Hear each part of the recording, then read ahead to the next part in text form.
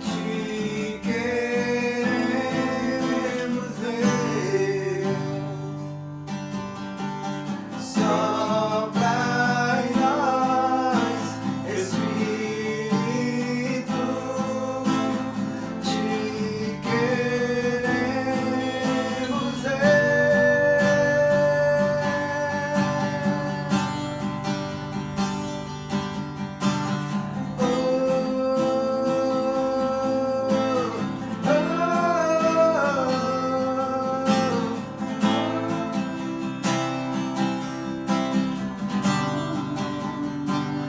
que se abra o céu, o teu reino vem, nossa fé está no nosso Deus. Que se abra o céu, o teu reino vem, nossa fé está no nosso Deus. Que se abra os céus, o teu reino vem, nossa fé está no nosso Deus. Que se abra os céus, o teu reino vem, nossa fé está no nosso Deus. Que os céus fechados se abram, teu reino venha mover. A nossa fé e esperança estão em Deus, em Deus. Que os céus fechados se abram, teu reino venha mover. A nossa fé e esperança estão em Deus, em Deus. Que os céus fechados se abrem, teu reino venha mover sobre a sua família. A nossa fé e esperança estão em Deus, trabalho.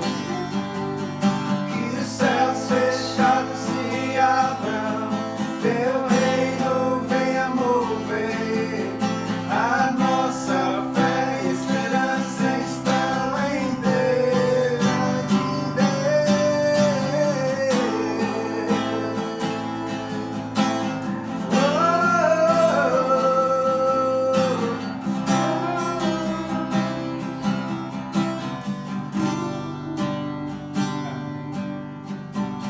A graça e a paz do nosso Senhor e Salvador Jesus Cristo seja na tua vida, na tua casa, em toda a tua família e onde você andar.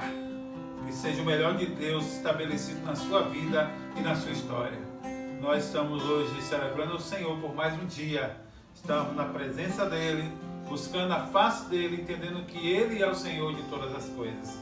Nós vamos orar pela sua vida agora. E hoje nós vamos falar sobre o derramamento do Espírito Santo em Atos 2. Já prepara a sua Bíblia aí para acompanhar a gente e que Deus vai te abençoar e falar muito contigo hoje através dessa palavra, tá bom? Pai, no nome de Jesus, queremos entregar esse momento em tuas mãos. Entregamos as casas que nós estamos adentrando agora e que vamos adentrar depois, aqueles que assistirão depois, as vidas que vão estar nos ouvindo, que sejam guardados no Senhor, sejam protegidos do livre e do mal, que se quebre toda a cadeia, que se quebre toda a armação do diabo, que se quebre todo o mal, que seja destruído todo o projeto que não vem de Deus. Que nós abençoamos cada vida com paz, com saúde, com prosperidade, que cada família seja cheia do Senhor. Nós apresentamos, Senhor, essas vidas ao Senhor para que haja a cada dia um milagre, no nome de Jesus. Vamos louvar o Senhor agora. Jesus é o amor, o amor que me encontrou. Jesus é a canção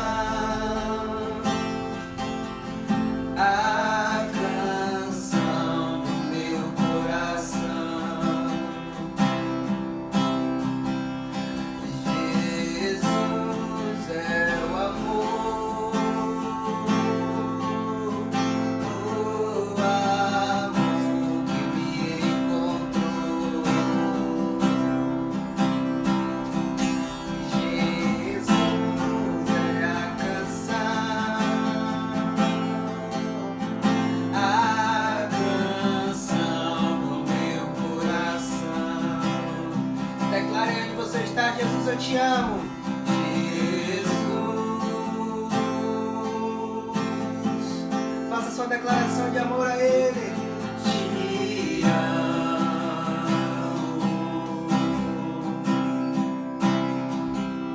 Jesus.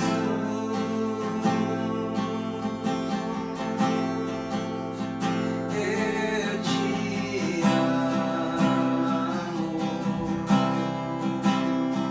Jesus, Jesus, Jesus.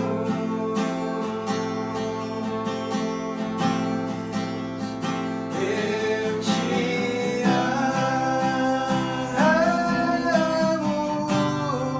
e não há nome mais lindo, nome mais doce, nome mais amável, igual a teu.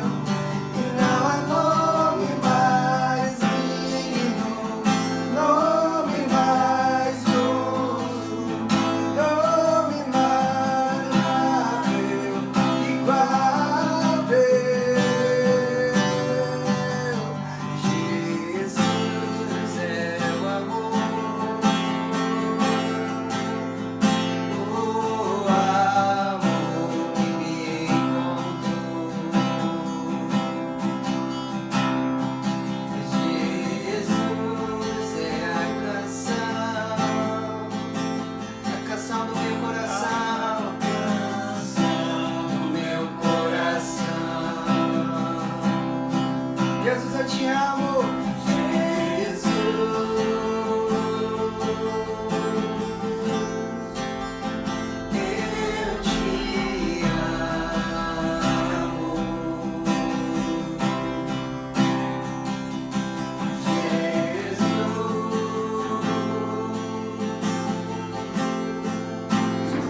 Eu te amo, eu te amo, e não há nome mais lindo, nome mais doce, nome mais digno, igual a teu. E não há nome mais belo, nome mais amável, igual a teu. E não há nome mais lindo, nome mais doce, nome mais digno, igual a teu. E não há nome mais belo, nome mais amável, igual a teu. Aleluia! É o nome dado acima de todo nome. No livro histórico do Novo Testamento, que é o livro de Atos dos Apóstolos, escrito pelo Dr. Lucas, a capítulo 2, começando no versículo 1. Chegando o dia de Pentecostes, estavam todos reunidos num só lugar. De repente veio do céu um som, como de um vento muito forte, impetuoso. Encheu toda a casa na qual estavam assentados. E viram o que parecia línguas de fogo que se separavam e pousaram sobre cada um deles.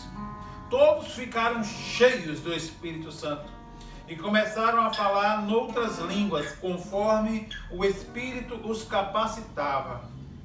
Vamos pular para o versículo 14, diz assim: Então Pedro levantou-se com os 11 e em alta voz dirigiu-se à multidão: Homens da Judéia e todos os que vivem em Jerusalém, deixe-me explicar-lhe isto, ouçam com atenção. Estes homens não estão bêbados, como vocês supõem. Ainda são 9 horas da manhã. Ao contrário, isto aqui é o que foi predito pelo profeta Joel. Nos últimos dias, diz Deus, derramarei do meu espírito sobre todos os povos. Os seus filhos e as suas filhas profetizarão. Os jovens terão visões, os velhos terão sonhos. Sobre os meus servos e as minhas servas derramarei o meu espírito naqueles dias, e eles profetizarão. Mostrarei maravilhas em cima no céu e sinais embaixo na terra: sangue, fogo e nuvens de fumaça. O sol se tornará em trevas e a lua em sangue, antes que venha o grande e glorioso dia do Senhor. E todo aquele que invocar o nome do Senhor será salvo. Essa palavra é muito forte, porque ela é um acontecimento que marca o momento onde o povo tinha acabado de perder Jesus, morte, vê Jesus ressuscitado, e aí Jesus passa o período com estes, e Jesus é assunto ao céu, e agora eles estão sem um consolador. Mas Jesus já havia profetizado que ele precisaria ir para que pudesse enviar o Consolador, o Espírito da Verdade, e que o mundo não conhece. Queridos, vamos falar hoje sobre essas manifestações, um pouco dessas manifestações espirituais, e aquilo que nós chamamos de batismo com o Espírito Santo. O profeta Joel, no capítulo 2, versículo 28 e seguintes, fala sobre o dia do Senhor, tendo esse derramamento do Espírito Santo sobre as vidas que estavam no Senhor. E isso é uma promessa que estava lá escrita e que vai acontecer exatamente no dia de Pentecoste. E o dia de Pentecoste, por isso que você ouve muito falar sobre o pentecostalismo, sobre ser pentecostal, porque dá referência ao dia do derramamento do Espírito Santo, no mesmo dia da festa de Pentecoste, a festa judaica do Pentecoste. E nisso aí começou um processo muito forte, porque até chegar esse momento, algumas coisas tiveram que ser resolvidas. Há algumas marcas, algumas coisas, degraus que o Senhor ordena que subamos antes que as coisas aconteçam. Vamos lá, vamos começar por etapa. Primeiro, o apóstolo Judas, Judas Iscariote, daquela região, que traiu o Senhor, ele se suicidou. E o Senhor tinha escolhido 12 apóstolos. 12 apóstolos. Mas alguns, o Pedro negou a fé, Pedro negou Jesus, outros fugiram.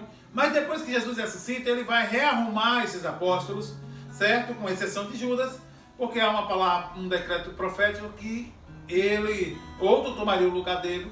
E eles vão se reunir e vão buscar no Senhor uma resposta e vão completar os 12 apóstolos novamente com a entrada de Matias. É tanto que tem alguns que dizem assim, mas era para esperar para Paulo aparecer nesse negócio. Gente, Paulo vai aparecer mais de 20 anos depois, quase 30 anos depois. Deus tem o seu momento para cada coisa. E aí esses 12 apóstolos se reúnem e agora Matias entra entre os 12, faz parte dessa comissão dos 12, e eles estão debaixo do cajado de Pedro. O apóstolo Pedro, então, é o pastor desses 12 e da multidão que segue o Senhor. E o Senhor, antes de ser assunto ao céu, ele deu uma ordem. E é interessante a gente observar aquilo que Jesus falou. Porque o que Jesus falou, ele está no imperativo, amados. Ele é o Rei dos Reis, Senhor dos Senhores. Então, muita gente pega uma coisa que diz que está lá e Jesus não falou. Mas aquilo que Jesus falou está falado. Tá certo? Então vai nesse... Jesus disse assim, fiquem em Jerusalém, até que vocês sejam revestidos de poder. O Senhor, ele vai falar sobre o derramamento do Espírito Santo. No capítulo 1, versículo 8.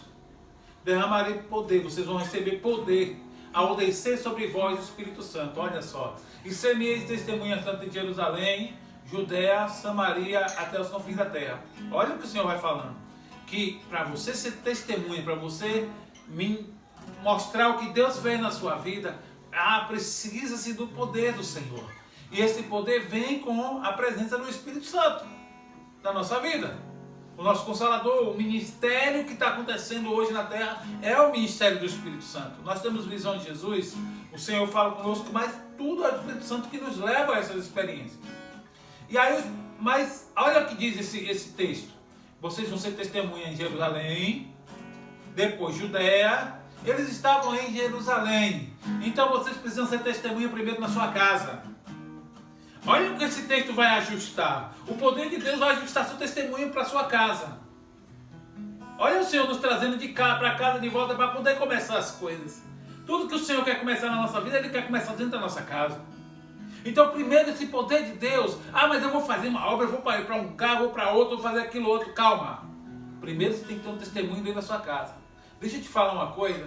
Jesus um dia se encontrou com um homem que tinha uma legião de demônios. E aí Jesus expulsa aqueles demônios. Você sabe a história, como os porcos e tal. E aquele homem disse assim: Senhor, eu preciso andar contigo, eu preciso te acompanhar. Jesus olha para ele e diz assim: não, você tem que voltar para a sua família. Olha o que o Senhor faz. Vai testemunhar e falar da grandeza de Deus para a sua família. Aquele homem passou anos da sua vida dentro de um cemitério. Não somente ele era frustrado, mas toda a sua família já era frustrada. Porque não tinham esperança. E quando se perde a esperança, entra-se um luto, entra-se a morte. Querido, mesmo que você esteja no seu último suspiro, continue tendo esperança. Porque sempre há um milagre, até depois da morte. E aquele homem está ali, mas o Senhor determina que ele vá primeiro testemunhar na sua família. Como é bom, vou fazer a obra, vou para tal lugar, vou fazer aquilo outro. Mas se você não tiver um testemunho dentro da sua casa, não vale muita coisa o que você está fazendo, não. Volta, arruma a tua casa. Depois tu faz as outras coisas. Aí vamos aí continuar. Depois em Judéia, sua região, Samaria é o lugar dos seus problemas, até os confins da terra. Aí o texto fala que Jesus diz: fique em Jerusalém. E haviam cerca de 500 discípulos. Jesus tinha cerca ali andando com ele, ali naquela região. Fora os que observam, os curiosos, aqueles que estavam interessados em ser discípulos. Mas diretamente ele tinha 500 discípulos. 12 apóstolos, agora formados com a entrada de Matias. E cerca de 500 discípulos. Debaixo do cajado de Pedro. Pedro agora é o pastor da igreja. Você vai ver no capítulo 15 que Tiago, irmão de Jesus, se torna o líder da igreja, lá, porque ele dá a decisão do que pode e o que não pode para os gentios, mas é um assunto para outro momento. E aí ele vai e eles estão reunidos num lugar chamado Cenáculo. Eu tive o prazer de entrar no Cenáculo. É um lugar muito bonito, é interessante. Isso é em Jerusalém. E eles vão para ali e ficam ali durante aqueles 10 dias depois da assunção de Jesus. Durante aqueles 10 dias estão ali buscando. Eles sentavam, buscavam. E 10 dias depois, eles estavam reunidos naquele lugar. E veio o Espírito Santo com o som de um vento impetuoso.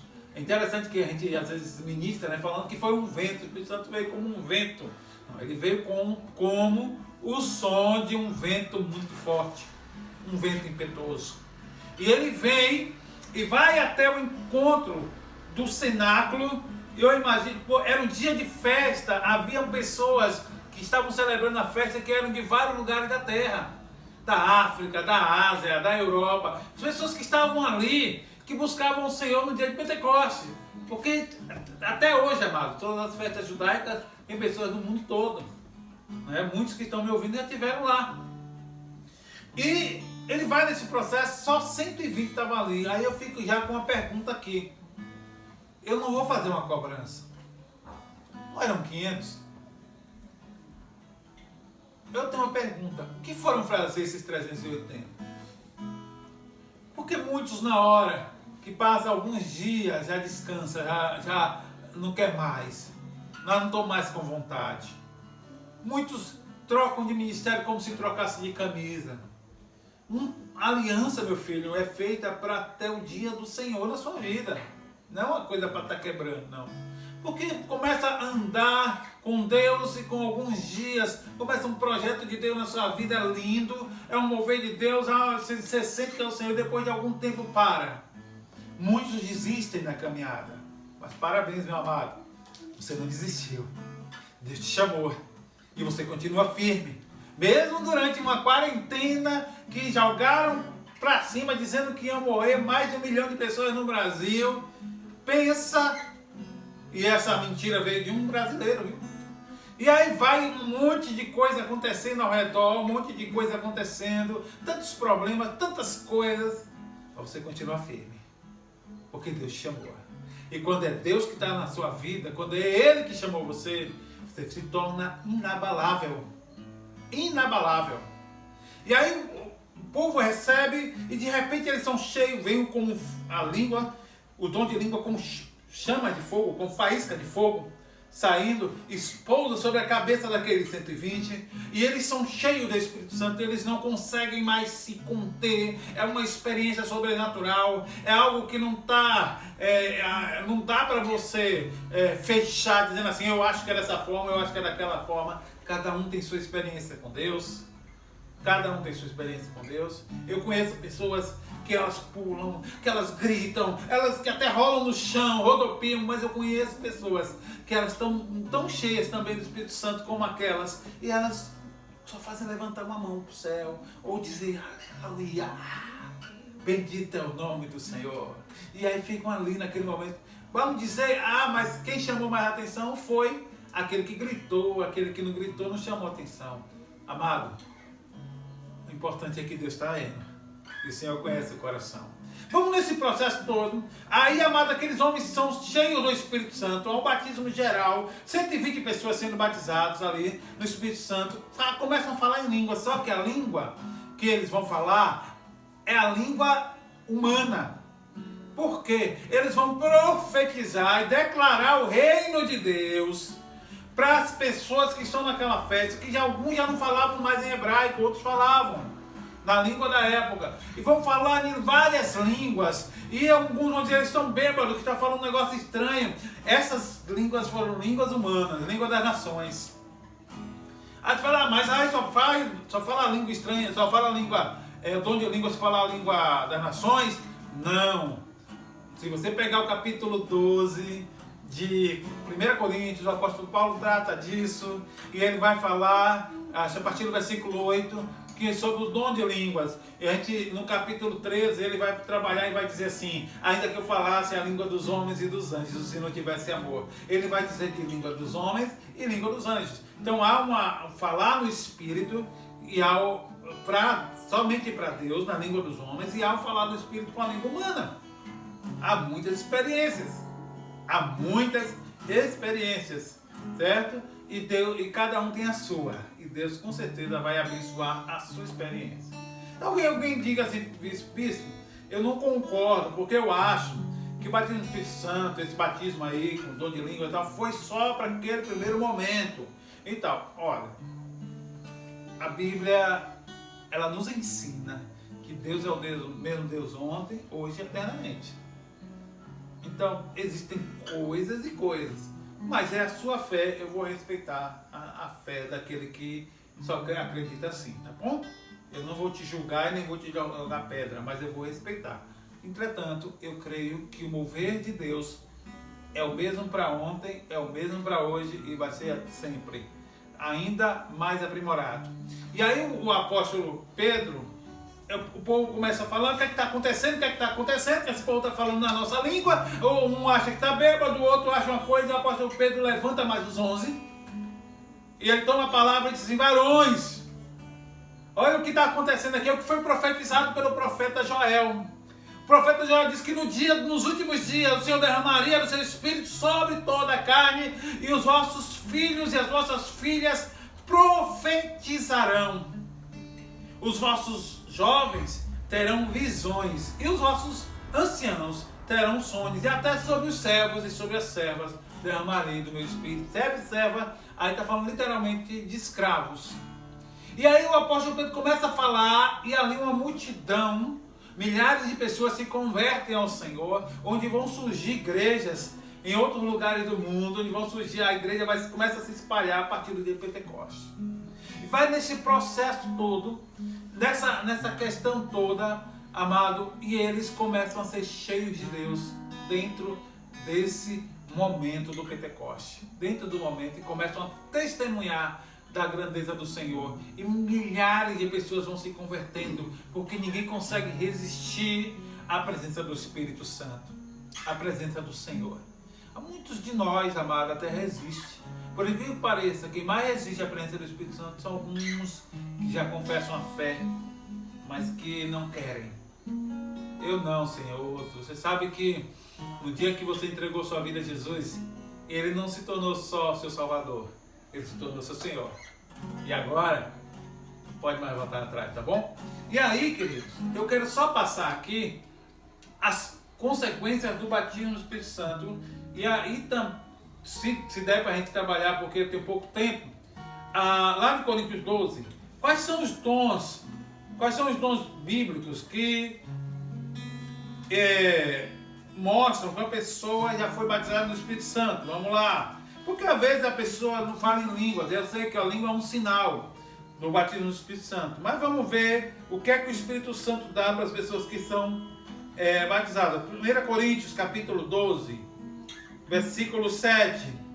A cada um, porém, é dada a manifestação do Espírito. Olha só, é isso que a gente fala. O que é isso, o batismo no Espírito Santo? É uma vestimenta espiritual que ele te dá, uma capacitação, visando ao bem comum. Não é para o seu próprio bem, certo? Depois tem até uma história engraçada de uma irmã que pedia, orando, pedindo a Deus o dom de profecia. E um dia ela foi conversar com o pastor dela. E o pastor falou, e ela falou: pastor, eu estou há anos pedindo o dom de profecia e Deus não me deu.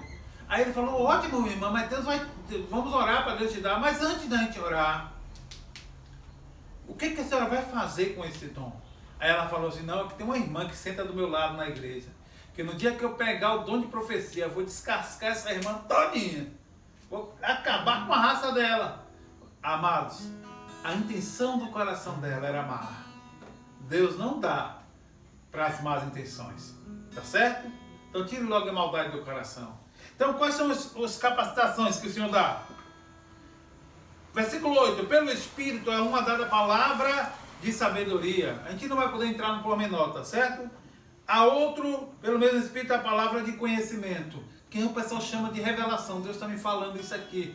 Acontece muito quando eu estou orando, que eu toco em uma pessoa, Deus começa a me levar para a realidade da pessoa. A gente passa a ter o conhecimento do que está acontecendo, qual é o projeto, certo? Que Deus, a palavra de sabedoria é uma palavra que vai derrubar qualquer sofisma, que vai colocar aqueles que vêm com argumentos malignos de saia justa.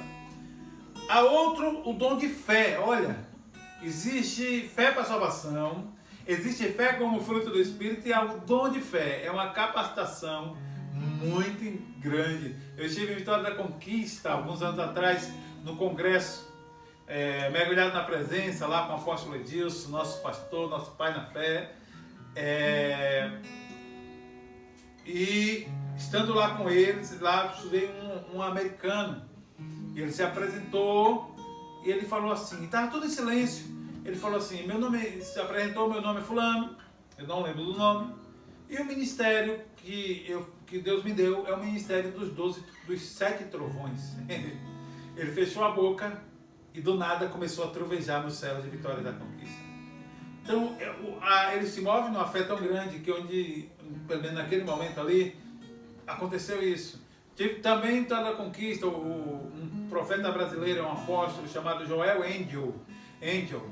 Vai lá no YouTube, ele está no YouTube, ele é bênção de Deus na vida da gente.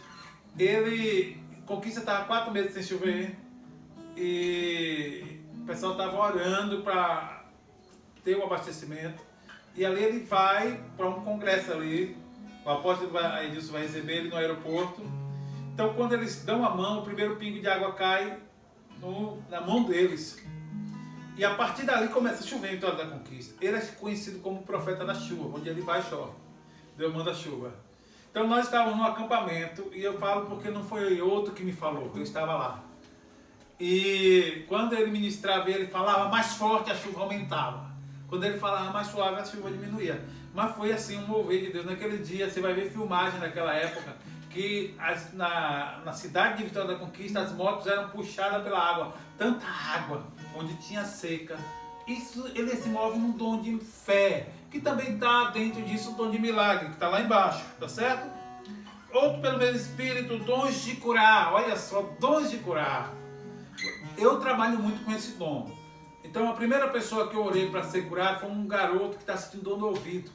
E eu pus a mão e sempre orei por pessoas, mas aí vai aperfeiçoando. Tem pessoas que oram por dor de cabeça, mas não conseguem orar por cura da dor de barriga, por alguma outra enfermidade. Então o dom de curar é um aperfeiçoamento, são dons de curar. Ele tem muita coisa aí. Você vai orar. Jesus disse que nós imporíamos as mãos sobre os enfermos, eles ficariam curados. E aí, querido, quando o enfermo não é curado, faltou-nos fé, bom, pode acontecer, mas eu entendo de outra forma. Eu entendo que Deus tem um tempo para cada coisa. Tem coisas que Deus faz instantaneamente, tem coisas que Deus faz gradualmente e tem coisas que Deus não quer fazer. E entenda uma coisa, meu amado, a soberania é de Deus, ninguém toma dele. Ele é o Senhor, a sua vida é dele, tá bom? Há outro, nós falamos dom de fé, não foi? Dom de curar. Há outro, poder para operar milagres.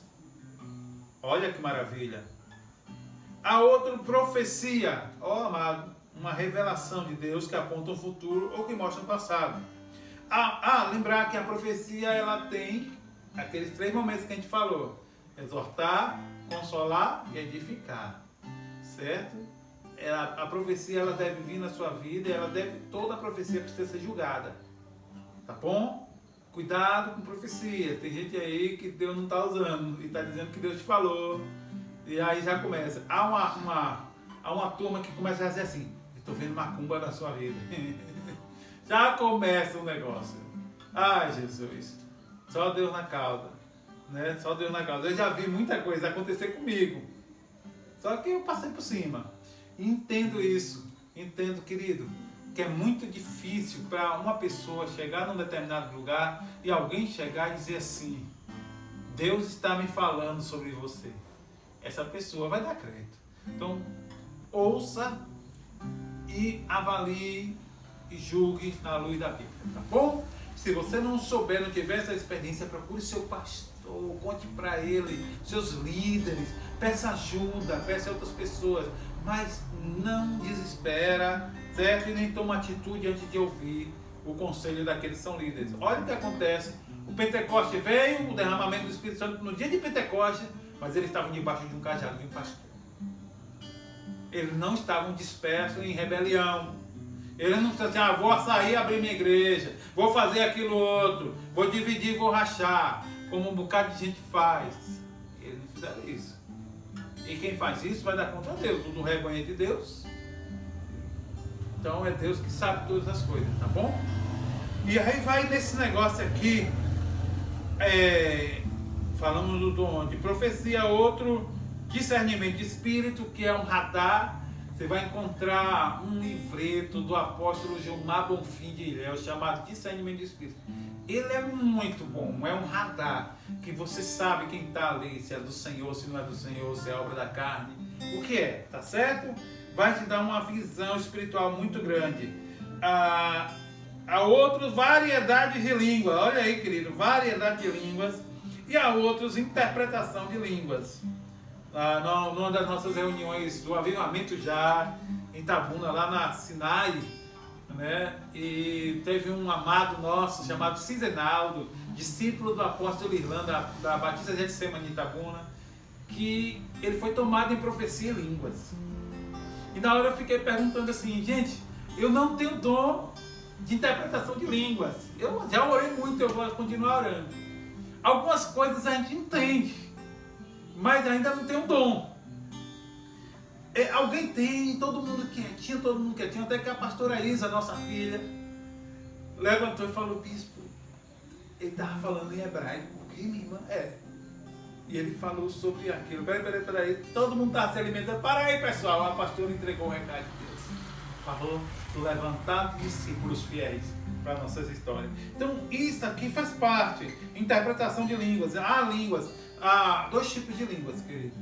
A língua para edificação própria nesse trabalho e a língua da palavra profética. É diferente, tá certo?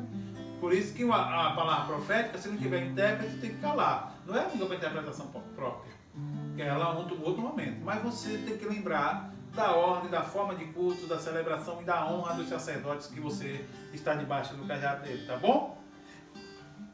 Todas essas coisas são realizadas pelo mesmo e único Espírito e ele distribui individualmente a cada um.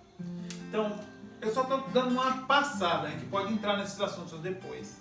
Mas deixa eu falar uma coisa aqui. Olha o que está acontecendo aqui. Os 120 que começaram e depois muitos outros receberam até hoje, eles não estavam soltos, eles tinham um pai espiritual, que ali era o apóstolo Pedro. E se você vai pegar o que o texto diz assim, os vossos filhos e as vossas filhas profetizarão. Se você não está debaixo de uma liderança sobre a sua vida, vai ficar difícil. Por quê? E eu vou te explicar por quê. Porque o texto diz que a profecia vem de quem é filho. Ah, mas eu sou filho de Deus, sim. Nós somos filhos de Deus, mas temos que ter referência na terra. Do mesmo jeito que você é referência para pessoas, você precisa ter isso do seu pai espiritual. Honrar um pai, uma mãe. Mas eu não estou dizendo aqui que tem que ser homem, tem que ser mulher. Estou falando que tem que ser um líder sobre a sua vida. Que pode, até para te frear quando precisar, tá certo? Ah, eu não quero que ninguém se meta na minha vida. Não tem mais jeito, querido. Você entregou a vida a Jesus? Agora Jesus manda e desmanda. Tá bom? Mas ele nunca faz o mal, ele sempre faz o bem. Vamos ver agora, dar uma paradinha aqui agora. Nós vamos orar. E depois que nós orarmos, nós vamos ver os recadinhos, tá bom? Deus te abençoe. Amém. Pai, nós entregamos em tuas mãos a nossa casa, a nossa família. Fazemos menção da nossa filha mais nova, Isabelle. Que o Senhor ponha a mão sobre ela, que ela seja completamente curada. Quero agradecer pela vida de cada um aqui, pela vida do Levi, de Júlia, que estão aqui hoje nos ajudando, a bispa do CN, pela vida do Antione, lá embaixo, Andréia, Ariane, Dori, Leriel, Vitor, Renato, Gisele, toda a família da parte da esposa, entregamos tudo em tuas mãos, entregamos os ministros que andam conosco, os nossos filhos na fé, entregamos em tuas mãos as cidades, cada prefeito, cada vereador, cada um, entregando em tuas mãos, Senhor, os governadores e presidente da República e toda a equipe, o ministério, entra na tua operação no Congresso, faz acontecer um milagre e, Senhor, expurga o espírito de corrupção da nossa nação. Pai, joga fora, Senhor, e não deixa voltar. Pai, aqueles que são envolvidos em corrupção ou que têm esse interesse, não deixe chegar a cargos eletivos. Põe a tua mão, Senhor. Nós desfazemos o projeto do diabo. E aqueles que estão lá e que podem se corromper, Senhor, dá a eles fidelidade e honra. Nós abençoamos cada família com paz, com sabedoria. Recebe aí, meu irmão. Seja curado agora no nome de Jesus. Toda maldição seja quebrada e a sua vida seja completamente abençoada em nome de Jesus. Amém. Vamos